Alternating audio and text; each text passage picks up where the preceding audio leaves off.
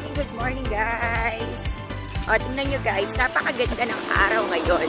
Pero mukhang mainit ngayon kaysa kahapon. Ayan. Good morning. Ayan. Makikita nyo napakaganda ng paligid. Ayan, lumalaki na ang mga sibuyas sa ating dinadamuhan. Ayan guys. Alam nyo ba kung bakit ko naisipang mag-vlog? Para ma-share din yung buhay ko sa inyo guys. Alam nyo ba, 13 years ako single. Pero meron na ako isang graduate na anak na nag-work na ngayon. Pero, yun, tuloy-tuloy pa rin ang life. Guys, ayan, nandito na kami sa kubo. Ayan. Naglag-lag yung aking balakbot. Ayan, guys. Ayan. Ayan. May kambing dyan na nakasuga.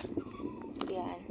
Tsaka alam nyo ba guys, sobrang thankful ako kay Lord kasi kahit araw-araw napapagod, araw-araw kailangan magbilad sa araw, talagang pumagit na sa bukid.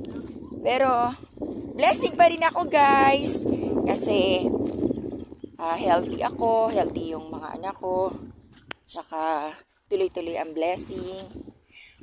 Maligaya na ako kahit may maliit na kita. Kasi, basta masaya ka, na ikukwento mo yung buhay mo, nasasabi mo yung gusto mo, healthy din yung mga kids ko, yan. Sobrang blessing na blessing ako kay Lord. Kasi nakikita ko araw-araw ang pagsikat at paglubog ng araw. Ayan. Ito yung trabaho namin guys.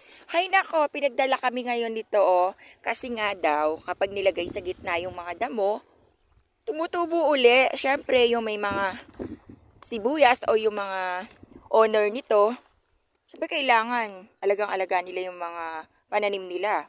Kasi nga, bukod sa malaki puhunan, diba?